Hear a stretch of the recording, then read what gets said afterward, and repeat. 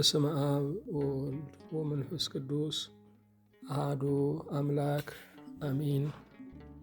እንደምን አደራችሁ? እንደምን ሰነበታችሁ?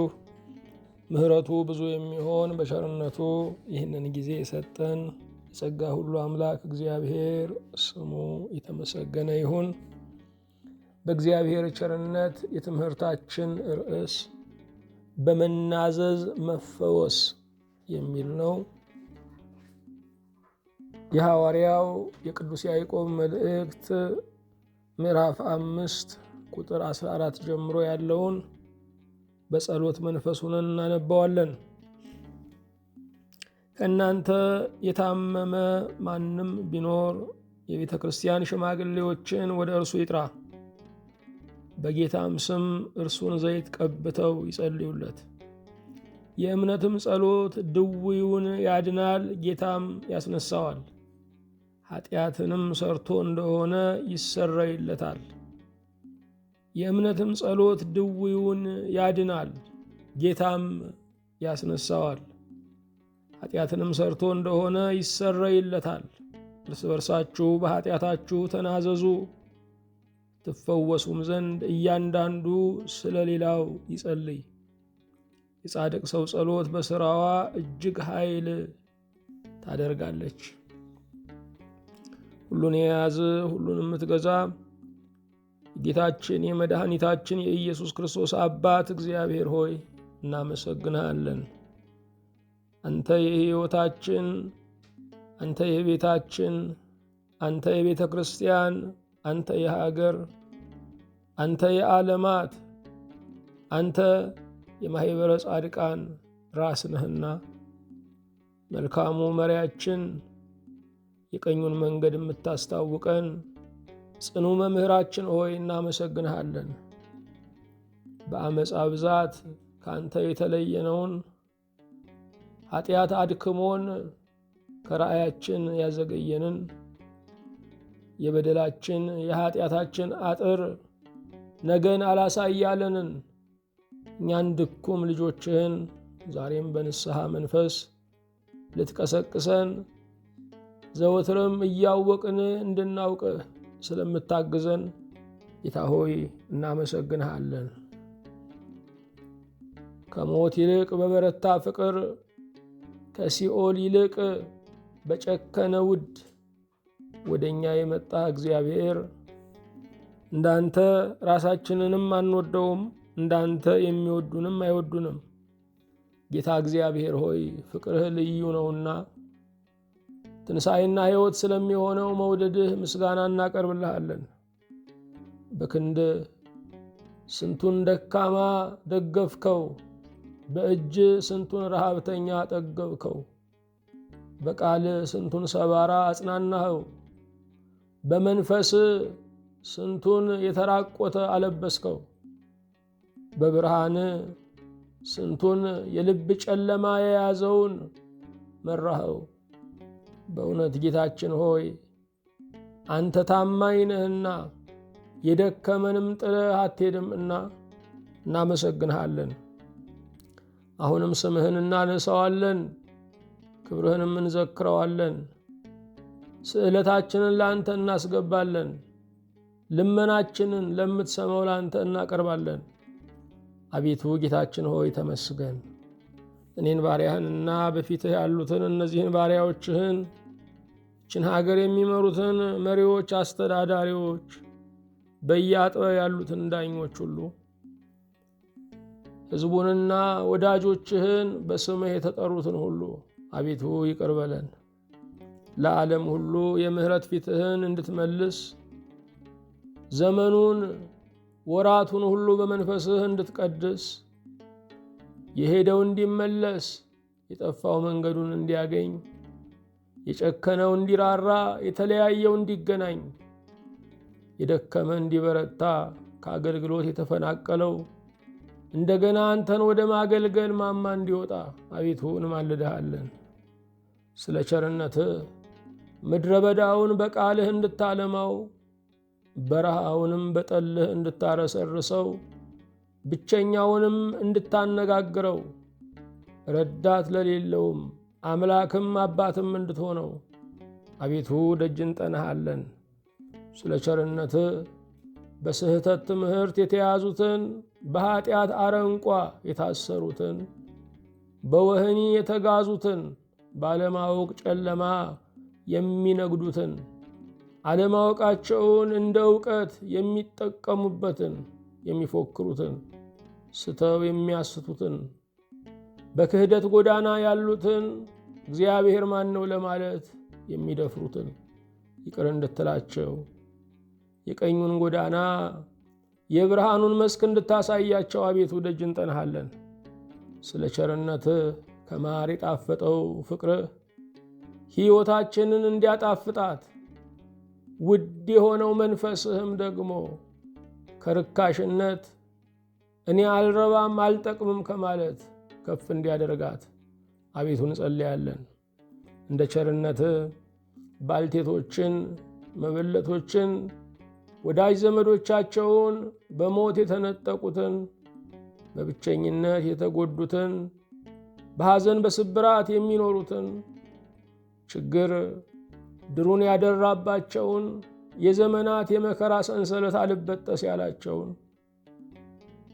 ስቃይ እንደ ሐረግ የሚቀጣጠልባቸውን ዛሬ እንድትጎበኛቸው፣ ይቺ ቀን ደግሞ የመፈታት ነፃ የመውጣትም ቀን እንድትሆንላቸው አቤቱ እንማልድሃለን።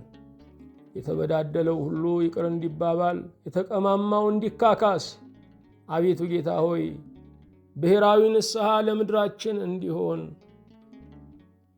የተገነባው ግንብ ፈርሶ የሚያገናኘው ድልድይ አብዝቶ እንዲሰራ አቤቱ እንማልድሃለን። የቤተሰብን፣ የጎረቤትን፣ የቤተ ዘመድን፣ የሀገር ልጅን፣ የሰው ልጅን ፍቅር አቤቱ መልስ። ቀኑን በስምህ እንድትባርክ፣ በጸሎት አስቡን አትርሱን ያሉትን ሁሉ አንተ ዛሬ እንድታስባቸው፣ በእነዚያ ፍቅርን በሚረጩ የመውደድ ነጸብራቅ ባላቸው ዓይኖችህ እንድታያቸው አቤቱ እንማልድሃለን።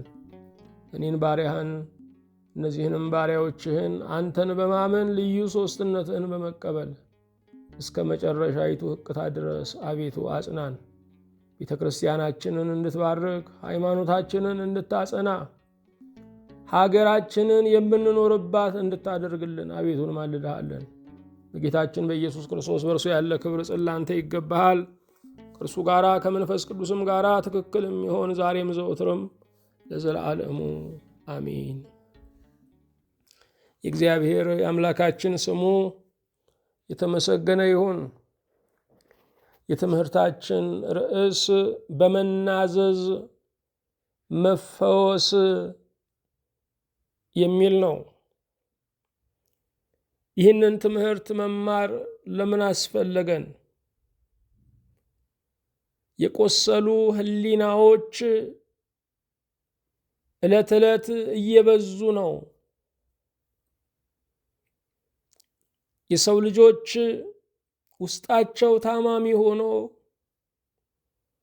ያንን በጥርሳቸውና በሳቃቸው ለመሸፈን ቢሞክሩ ሕመማቸው እየጸና ይመጣል። ብዙ ሰዎች ምስጥ እንደበላው ዛፍ ዛሬ በቁመና ቢታዩም በማንኛውም ሰዓት ለመውደቅ ግን ተገዝግዘዋል። የቆሰለ ሕሊና ከቆሰለ ሥጋ በላይ ነው። በምድር ላይ ያሉ መድኃኒቶች ሁሉ የቆሰለ ሥጋን ሊያክሙ ይችላሉ። የቆሰለ ሕሊናን ግን ማከም አይችሉም። የቆሰለ ሕሊና የሚፈወሰው በንስሐ በይቅርታ ብቻ ነው። የሰው ልጆች ለእግራቸው ጫማ፣ ለእጃቸው መከለያ፣ ለአካላቸው ልብስ፣ ለዓይናቸው መነጽር፣ ለጭንቅላታቸው ባርኔጣ ሲያስቡ ለሕሊናቸው ክዳን የሚሆን ንስሐን ግን አያስቡም። ብዙዎች ከልጅነት ጀምሮ በቆሰለ ሕሊና ይንገላታሉ። ብዙ መልካም ነገሮችን ረስተዋል። የተደረገላቸውን ነገር ሌሎች ያስታውሷቸው ይሆናል። እስከዚች ቀን ድረስ ግን የተደረገባቸውን ነገር መርሳት አቅቷቸው ይንገላታሉ። ጥቁር ታሪክ ያለውን ትላንትን፣ እነዚያን አስቸጋሪ ቀኖችን በህሊናቸው ስበው የሚኖሩ ብዙ ወገኖች አሉ። እግዚአብሔር ሕይወትን በምዕራፍ እንድንኖረው ሰጥቶናል። ለብዙዎች ግን ብዙ ምዕራፍ ያለው ሕይወት አንድ ምዕራፍ ሆኖባቸው ያልተሳካ ነገራቸው የተሳካ ነገራቸውን እንዲያበላሸው ፈቅደውለታል። ምሬቶቻችን ምስጋናዎቻችንን እያገዱ ነው። የጎደሉብን ነገሮች የተሰጡንን ነገሮች እንዳናይ እየተዋጉን ነው። የለመነውን ከለመነው በላይ ተቀብለናል። እግዚአብሔር ቁሳዊ ፍላጎታችንን ሞልቶልናል። ነገር ግን ዛሬም በልባችን ሐሴት ማድረግን ለምን አልቻልንም? የቆሰሉ ህሊናዎች በእኛ ውስጥ ስላሉ ነው። ከቆሰለ ህሊና ልንድን የምንችለው በምድራዊ ሐኪም በምድራዊ መድኃኒት አይደለም። ከቆሰለ ህሊና የምንድነው በንስሐ በመንፈሳዊ ሕክምና ብቻ ነው።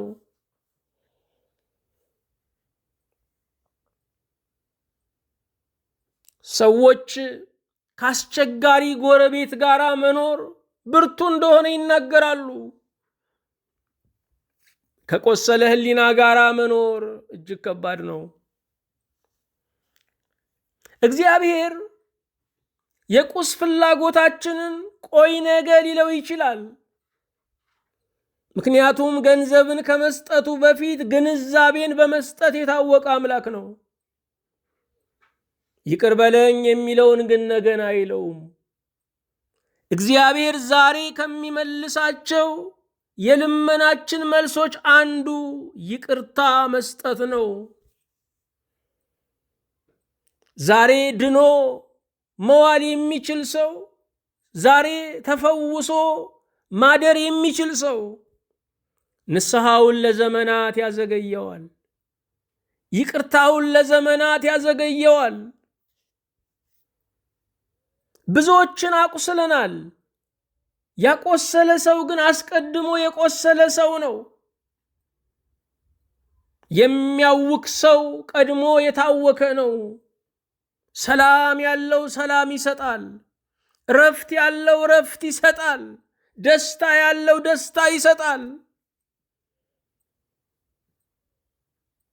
በእኛ ምክንያት እግሮቻቸው አንካሳ የሆኑ፣ በእኛ ምክንያት ማቀድና ማለም ያልቻሉ፣ በእኛ ምክንያት በሐዘን በሮሮ የሚኖሩ፣ በእኛ ምክንያት ሌትና ቀኑ የተጋጠመባቸው፣ በእኛ ምክንያት የጨለማ ታሪክ የሚገፉ ካሉ ፈጥነን ይቅርታ መጠየቅ አለብን። የአንድ ሰው ይቅርታ መጠየቅ ሚሊዮኖችን ሊፈውስ ይችላል። ይቅርታ መጠየቅ ከካሳ በላይ ነው። ይቅርታ መጠየቅ ያንን ሰው በሰማይ ከፍታ ላይ ማስቀመጥ፣ ራስን ዝቅ ማድረግ ነው። ብዙ ሰዎች መበደላቸውንም ገና አልተቀበሉትም። የንስሐ የይቅርታ መነሻው ከራስ ጋር መተማመን መቻል ነው። ሌሎች መበደላችንን ስላመኑልን ንስሐ አይሆንም። መበደላችንን እኛው በፈቃዳችን ማመንና መቀበል አለብን። ንስሐ ጠባዩ ግንዛቤ አይደለም። አዎ መበደሉን በድያለሁ ተብሎ ቁጭ የሚባልበት አይደለም። ንስሐ እንቅስቃሴ ነው። ይቅርታ ወደ በደልነው ሰው መገስገስ ነው። ብዙዎችን አቁስለን ምናልባት በአደባባይ ቆመን እያስተማርን ሊሆን ይችላል። የብዙዎችን ቤት ወና አድርገን ምናልባት ቤተ እግዚአብሔርን እያነጽን ሊሆን ይችላል። ለብዙዎች ማልቀስ፣ ለብዙዎች ጎብጦ መሄድ ምክንያት ሁነን ምናልባት የእግዚአብሔር ቤት አጋፋሪ ሁነን ሊሆን ይችላል። ከቆሰለ ሕሊና የምንድነው በእግዚአብሔር ምሕረት ነው። ምናልባት የበደልናቸው ሰዎች በዕድሜም በገንዘብም በኑሮም በአቅምም ዝቅ ያሉ ሊሆኑ ይችላሉ። ነገር ግን የእኛን ይቅርታ ለመቀበል ብቁዎች ናቸው። የእኛን ንስሐ ለመቀበል ብቁዎች ናቸው። ከቆሰለ ሕሊና የምንድነው በይቅርታ ነው። ከቆሰለ ሕሊና የምንድነው በእግዚአብሔር ምሕረት ነው። ይህንን ትምህርት መማር ያስፈለገን ብዙዎች የቆሰለ ሕሊናን ተሸክመው ስለሚኖሩ ነው። ከቆሰለ ሕሊና ለመዳን ነው።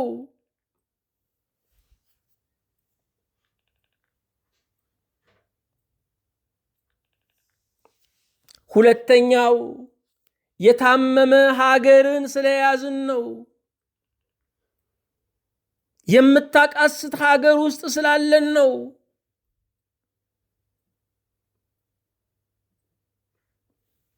ሀገር የሚድነው በፖለቲካ መርሃ ግብር አይደለም፣ በፖለቲካ ፕሮግራም አይደለም። ሀገር የሚድነው በይቅርታ ነው። ወገን የሚድነው በይቅርታ ነው።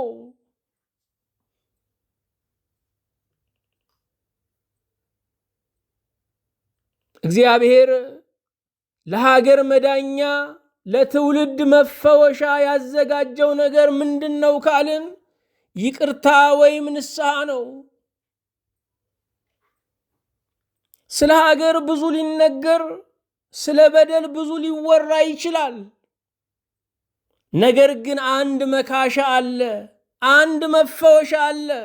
እርሱም ምንድነው ካልን ንስሐ ወይም ይቅርታ ነው። የቆሰሉ ሕሊናዎች፣ የታመመ ሀገር የሚድነው በምንድነው ካልን በንስሐ በይቅርታ ነው። ሶስተኛው ይህንን ትምህርት መማር ያስፈለገን ሶስተኛው ምክንያት ምንድን ነው? ድል የማይነሳ አገልግሎት ውስጥ ነው ያለነው። ድል የማይነሳ ሩጫ ውስጥ ነው ያለነው። አገልግሎታችን ለምንድነው ድል መንሳት ያቃተው? አገልግሎታችን ለምንድነው ለብዙዎች ፈውስ መሆን ያልቻለው? የንስሐ መንፈስ የይቅርታ ጎዳና ስለሌለው ነው። ንስሐን እናስተምራለን፣ ንስሐ አንገባም። ይቅርታን እናስተምራለን፣ ይቅርታ አናደርግም። በዚህ ምክንያት አገልግሎታችን የሚያነክስ ሆኖብናል። በዚህ ምክንያት መንገዳችን ዝግ ሆኖብናል። አዎ በመናዘዝ መፈወስ ይቻላል። ማንም ሰው መፍትሄ እስካለ ድረስ ከችግሩ ጋር መኖር አይፈልግም። ማንም ሰው መፍትሄ እስካለ ድረስ ከችግሩ ጋር ማደር አይፈልግም። አንድ መፍትሄ አለ፣ እርሱ ንስሐ ይባላል። አንድ መፍትሄ አለ፣ እሱ ይቅርታ ይባላል። አዎ መፈወስ ይቻላል። መፈወስ ቀጠሮ የሚሰጥበት ጉዳይ አይደለም። መፈወስ ቆይ ነገ የሚባል አይደለም። መፈወስ በእግዚአብሔር ምሕረት ይቻላል። መፈወስ በጌታ ይቅርታ ይቻላል። ቅዱስ ያዕቆብ እንዲህ አለ፣ ከእናንተ የታመመ ማንም ቢኖር የቤተ ክርስቲያን ሽማግሌዎችን ወደ እርሱ ይጥራ። ቤተ ክርስቲያን በስጋና በነፍስ የምንታከምባት የእግዚአብሔር ተቋም ናት። ቤተ ክርስቲያን በነፍስም በስጋም የምንታከምባት የእግዚአብሔር ቤት፣ የእግዚአብሔር የፈውስ ምንጭ ናት። ከእናንተ የታመመ ማንም ቢኖር የቤተ ክርስቲያን ሽማግሌዎችን ወደ እርሱ ይጥራ። ምን አይነት ሕመም የታመመ? በስጋ የታመመ፣ በመንፈስ የታመመ ሰው የቤተ ክርስቲያን ሽማግሌዎችን ወደ እርሱ ይጥራ። እግዚአብሔር የነፍስና የስጋ መጋቢ እንደሆነ ሁሉ እግዚአብሔር የነፍስና የስጋ መድኃኒትም ነው። እግዚአብሔር በነፍስና በስጋ ሊፈውሰን፣ በነፍስና በስጋ ሊያድነን የሚቻለው አምላክ ነው። ስለዚህ በስጋ የታመመ በመንፈስ የታመመ እርሱ የቤተ ክርስቲያን ሽማግሌዎችን ይጥራ፣ ቀሳውስትን ይጥራ፣ አገልጋዮችን ይጥራ። እግዚአብሔር አምላክ የስጋና የነፍስ ፈውሳችንን በአገልጋዮች በኩል ልኳል። በጌታም ስም እርሱን ዘይት ቀብተው ይጸልዩለት። የጌታ ስም ደዌን ይፈውሳል። የኢየሱስ ክርስቶስ ስም አስጨናቂውን ቀንበር ይሰብራል። የእምነትም ጸሎት ድዊውን ያድናል፣ ጌታም ያስነሳዋል። እግዚአብሔር አምላክ ብዙ ሊያደርግልን ይፈልጋል። ባለማመናችን ምክንያት ግን ብዙ ፈውስ ያልፈናል። ኃጢአትንም ሰርቶ እንደሆነ ይሰረይለታል። የእምነትም ጸሎት ድዊውን ያድናል፣ ጌታም ያስነሳዋል። ኃጢአትም ሰርቶ እንደሆነ ይሰረይለታል ይልና እርስ በርሳችሁ በኃጢአታችሁ ተናዘዙ ትፈወሱም ዘንድ አንዱ ስለ ሌላው ይጸልይ። አዎ በመናዘዝ መፈወስ አለ። እርስ በርሳችን በኃጢአታችን መናዘዝ ያስፈልገናል። ውጤቱ ምንድነው ስንል አንደኛ ስለ ወንድማችን የጸሎት ርዕስ ይዞ መግባት ነው። የወንድማችንን ስህተት በደሉን ስንሰማ የወሬ ርዕስ ሳይሆን የጸሎት ርዕስ እንዳገኘን ሊገባን ይገባል። በመናዘዝና አንዳችንን በጸሎት በማገዝ መንፈሳዊ ፈውስ ይመጣል። የጻድቅ ሰው ጸሎት በሥራዋ እጅግ ኃይል ታደርጋለች። የእውነተኛ ሰው ጸሎት፣ የፍጹም ሰው ጸሎት ማለት አይደለም፣ የእውነተኛ ሰው ጸሎት። ምክንያቱም ፍጹም ሆነን ልንጸልይ አንችልም። ወንድማችንን በእውነት በመውደድ የወንድማችንን በደል በእውነት በመክደን ጌታ ሆይ አግዘው፣ ካለበት ማጥ ውስጥ በእጆች ነጥቃ አውጣው ብለን በመጸለይ ታላቅ ኃይልን ከሰማይ መቀበል ይቻላል። ርዕሳችን በመናዘዝ መፈወስ የሚል ነው። ይህን ዘመን ስናየው ሰዎች እንዲናገሩ ያለባቸውን ጭንቀት፣ የሚያልፉበትን ውጣ ውረድ፣ የደረሰባቸውን መከራ፣ በሰዎች የተወጉትን የቁስል አይነት እንዲናገሩት ይበረታታሉ። ብዙዎችን ለመስማት ብዙ ተቋማት ተከፍተዋል። እንሰማችኋለን ተናገሩ ግን ክፈሉ የሚሉ ብዙ ቢሮዎች ተሰናድተዋል። የሰው ልጅ በተፈጥሮ መደመጥ የሚፈልግ ነው። የሰው ልጅ የሚበዛው ህመሙ በመደመጥ የሚፈወስ ነው። ከሁሉ በላይ ይቅርታውን የሚቀበለው ኃጢአቱን ይቅር የሚልለት አምላክ እርሱ ሲሰማው እፎይታን ያገኛል። ስለዚህ መናዘዝ የስጋም የነፍስንም ጉዟችንን ቀና የሚያደርግ ነው። ንስሐን ስናነሳ ከንስሐ ጋር አብሮ የሚጠቀሱ ብዙ ነገሮች አሉ። የመጀመሪያው የንስሐ መንፈስ ነው። ንስሐ የምንገባው በምድራዊ ዕውቀታችን ተመርተን አይደለም። ንስሐ የምንገባው በምድራዊ ዕውቀታችን ተመርተን አይደለም። ንስሐ የምንገባው ዕድሜ አስተምሮንም አይደለም። ንስሐ የምንገባው በጉልበታችን ውሳኔ በመቻላችንም አይደለም። ንስሐ የምንገባው በንስሐ መንፈስ ነው። እግዚአብሔር የንስሐን መልእክት ወደ እኛ ሲያመጣ ንስሐ የምንገባበትን መንፈሱን ጸጋውንም አብሮ ይልከዋል። ፈጥነን ከታዘዝን ያ የንስሐ መንፈስና ጸጋ ከእግዚአብሔር ምሕረት እንድንቀበል ክብረት እንድናገኝ ያግዘናል። ካልታዘዝን ግን ትእዛዙ ይቀራል፣ ጸጋውና መንፈሱ ይሄዳል። በየጊዜው የምንሰማው የንስሐ ድምፅ ካልታዘዝነው ልባችንን እያደነደነ በመጨረሻ እንደ ፈርዖን በመስጠም ሊቀጣን ይችላል። የንስሐ መንፈስ ከንስሐ ድምፅ ጋር ይመጣል። ሁለተኛው የንስሐ ፍሬ ነው።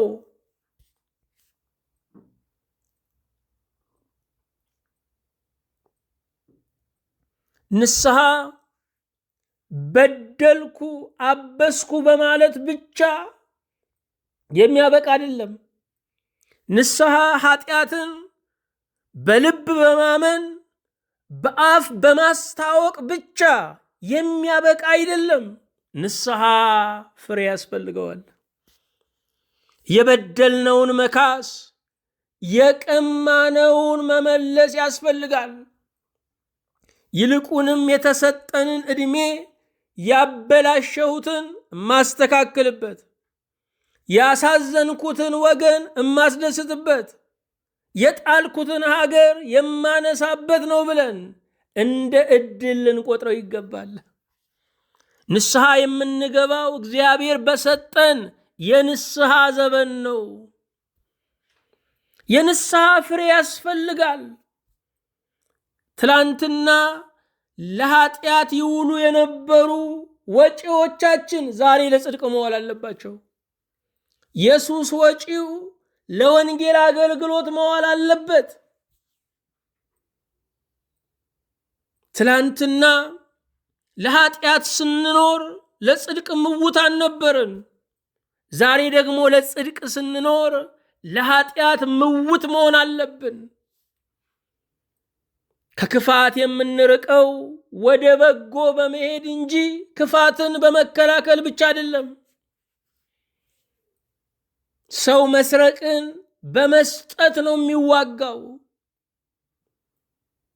ሰው ክፋትን በደግነት ነው የሚያሸንፈው። የንስሐ ፍሬ ያስፈልጋል።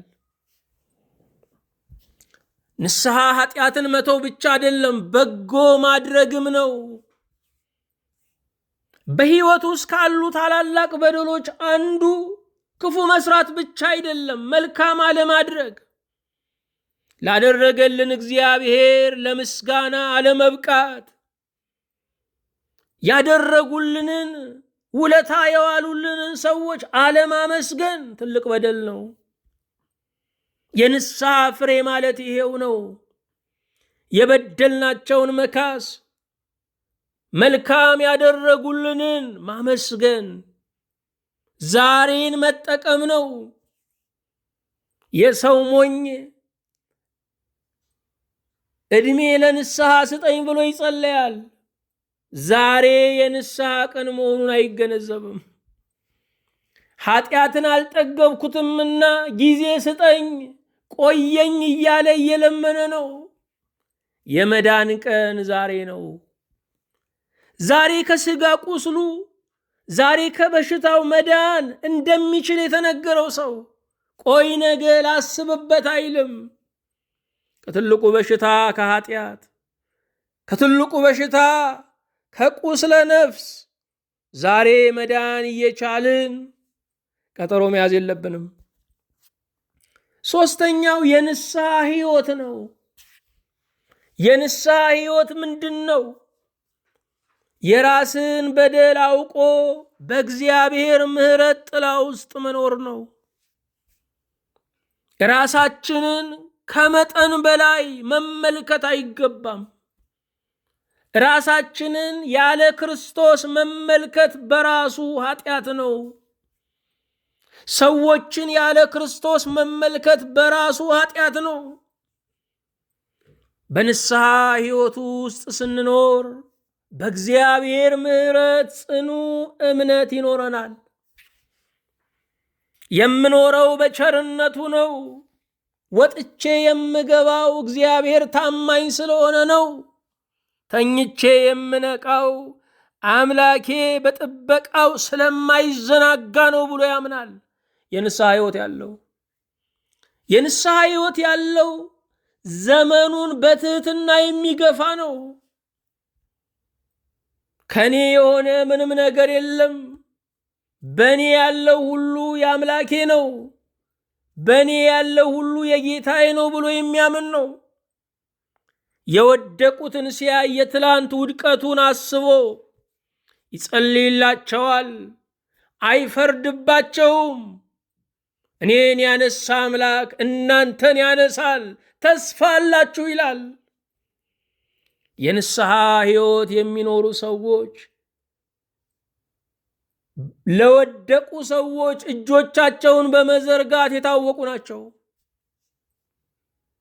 እግዚአብሔር ለኃጢአተኞች ተስፋ ለመስጠት የኃጢአተኞች አውራ መሪ ፊት አውራሪ የመሆን እኔን በመፈወስ ጀመረ ብለው የሚያምኑ ናቸው።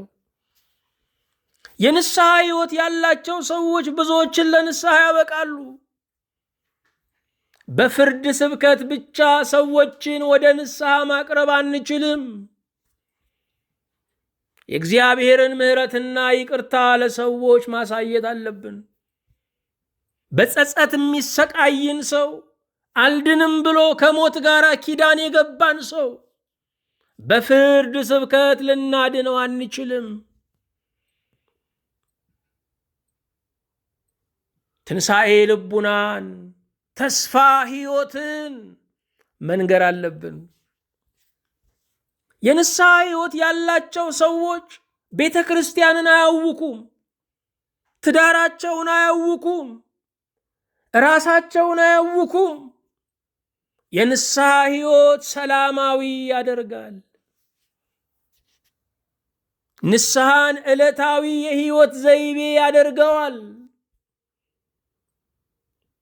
አንዳንድ ሰው ንስሐን ገና ለጡረታው ያስቀመጠ ሰው አለ። አንዳንድ ሰው ንስሐን ለጎልማሳነቱ ያስቀመጠው አለ። ንስሐን ለቀጣይ ዓመት ያስቀመጠ ሰው አለ።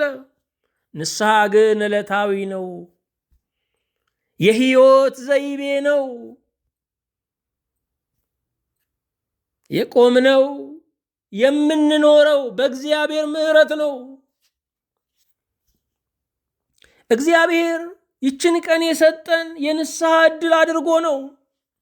ስለዚህ ከሱ ጋር በንስሐ ከበደልናቸው ጋር በይቅርታ ግንኙነታችንን ማስተካከል አለብን። የሰው ልጅ ተፈጥሮ የሥጋና የነፍስ ውቅሩ ወይም መዋቅሩ ከእግዚአብሔርና ከሰው ጋር እንዲኖር ሆኖ የተበጀ ነው። ስለዚህ የሰው ልጅ በተፈጥሮ ህብረት ፈላጊ ነው። ያ ህብረት ሲጎዳ በንስሐና በይቅርታ ያስተካክለዋል። ከቤታችሁ ውጡ፣ መንገድ ጀምሩ። መንገድን የሚያራዝመው ምንድነው ካላችሁ ድልድይ ነው። 500 ሜትር ስትሄዱ ድልድይ ይገጥማቸዋል። 1000 ሜትር ስትሄዱ ድልድይ ይገጥማቸዋል። መንገድ የሚረዝመው በድልድይ ነው። ግንኙነት ህብረት የሚረዝመው በይቅርታ ነው። የትዳርን ዕድሜ የሚያረዝመው፣ የቤተ ክርስቲያንን ዕድሜ የሚያረዝመው ይቅርታ ንስሐ ነው። ከራሳችን ጋር የምንኖረው ራሳችንን ይቅር በማለትም ነው፣ ወይም በእግዚአብሔር ይቅርታ እንዲዋጅ በማድረግም ነው። የንስሐ ሕይወት አስፈላጊ ነው። አዎ ንስሐን ስናነሳ የንስሐ መንፈስ፣ የንስሐ ፍሬ፣ የንስሐ ሕይወት ይነሳል።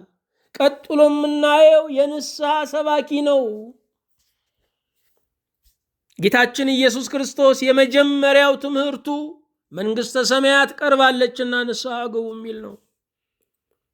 የዮሐንስ መጥምቅ የመጀመሪያው ትምህርቱ መንግሥተ ሰማያት ቀርባለችና ንስሐ ግቡ የሚል ነው።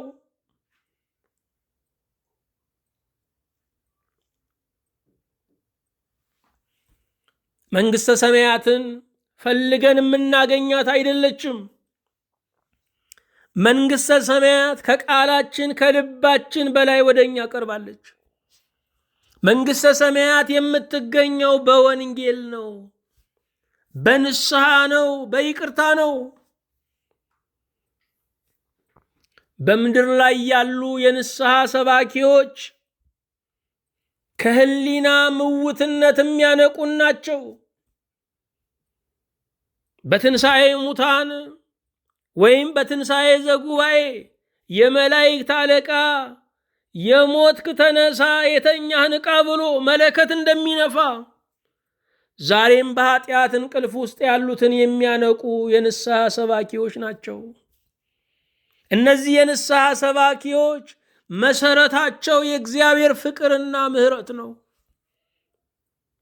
ምሕረትና ፍቅሩን በመስበክ ሰዎችን ለንስሐ ያበቃሉ። የንስሐ ትምህርት ማስፈራሪያ አይደለም። የንስሐ ትምህርት እማንወዳቸውን ሰዎች መጎሰሚያ አይደለም። የንስሐ ትምህርት የሚንገዳገዱ ኃጢአተኞች የሚጸኑበት ምርኩዝ ነው። የንስሐ ሰባኪዎች የፍቅር ሰዎች ናቸው። የንስሐ ሰባኪዎች የሌሎችን በደል በመሸፈን የታወቁ ናቸው። የንስሐ ሰባኪዎች ተስፋን አብሳሪዎች ናቸው። የንስሐ ሰባኪዎች ማንንም አይንቁም።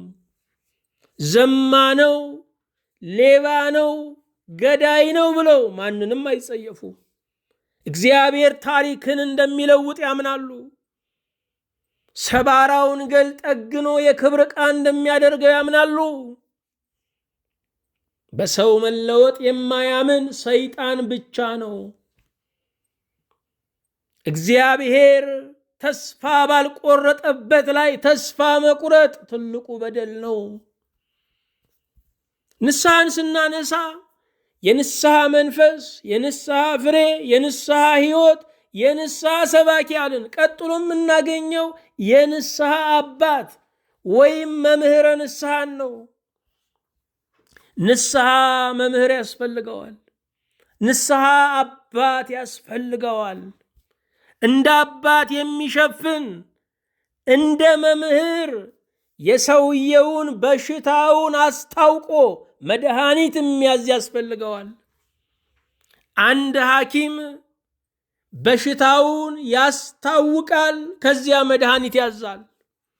የሃይማኖት አባትም መምህረ ንስሐም ሰውየውን በእግዚአብሔር ቃል ፓውዛ ስህተቱን ከምድራዊ አእምሮ የጠለቀውን ውድቀቱን ያሳየዋል። ከዚያ በኋላ በእግዚአብሔር ምሕረት በምስጢራተ ቤተ ክርስቲያን እንዲፈወስ ያግዘዋል። ንስሐ መምህር ይፈልጋል። ንስሐ አባት ይፈልጋል።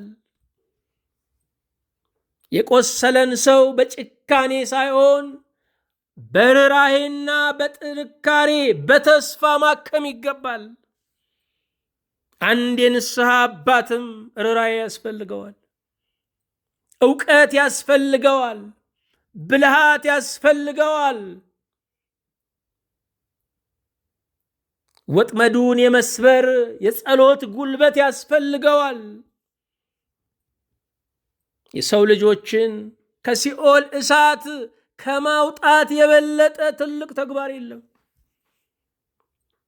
ነፍስን ከሲኦል የሚያመላልስ አንድ አገልጋይ፣ አንድ አባት ወላፈኑ አይንካኝ ካለ ሞኝ ነው።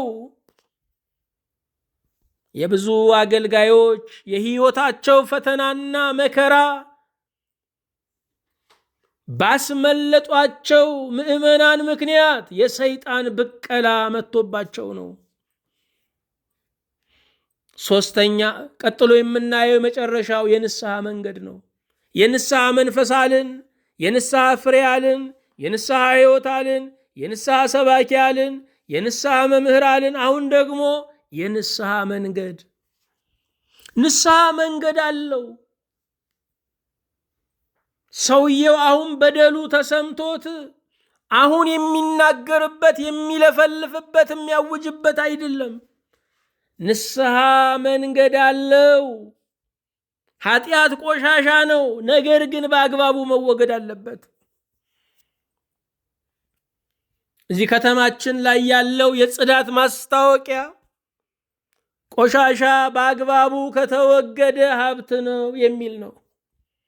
ንስሐ በአግባቡ በመንገዱ ከተሄደበት ጸጋና ክብር የሚያስጨምር ነው። ጳውሎስ በንስሐ በደሉ ብቻ አይደለም የተሰረዘው፣ ሐዋርያም ነው የሆነው። ንስሐ ክብረት ይጨምራል፣ ጸጋ ይጨምራል። ሰው ንስሐ ሲገባ ከመበደሉ በፊት ወዳለው ማንነት አይደለም የሚመለሰው፣ ከዚያ በላይ ወደ ሆነ ክብረትና ከፍታ ነው የሚያድገው። ንስሐ ግን መንገድ አለው። መንገዱን የሚያሳዩ ሰዎች ያስፈልጋሉ። አለበዚያ ንስሐ መንገዱን ካላገኘ ሊበክል ይችላል። ንስሐ መንገዱን ካላገኘ ለብዙዎች መታወክ ምክንያት ሊሆን ይችላል።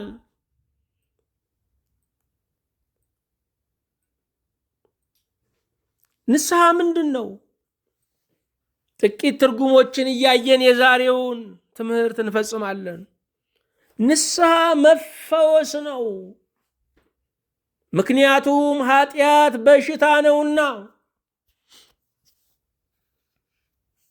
በምድር ላይ የምናያቸው የሥጋ በሽታዎች በራሳቸው ኃጢአት ላይሆኑ ይችላሉ። እንደውም ለአንዳንድ ሰዎች የትህትና መምህራን ናቸው። ትልቁ በሽታ ቁስለ ነፍስ የሆነው ኃጢአት ነው። ሰው ስለፈለገ ከኃጢአቱ ሊድን አይችልም። ሰው ከኃጢአት የሚድነው በእግዚአብሔር ምሕረት በቀራንዮ በፈሰሰው በንጹሕ ደሙ ነው። ኃጢአት ፈውስ የሚፈልግ በሽታ ነው።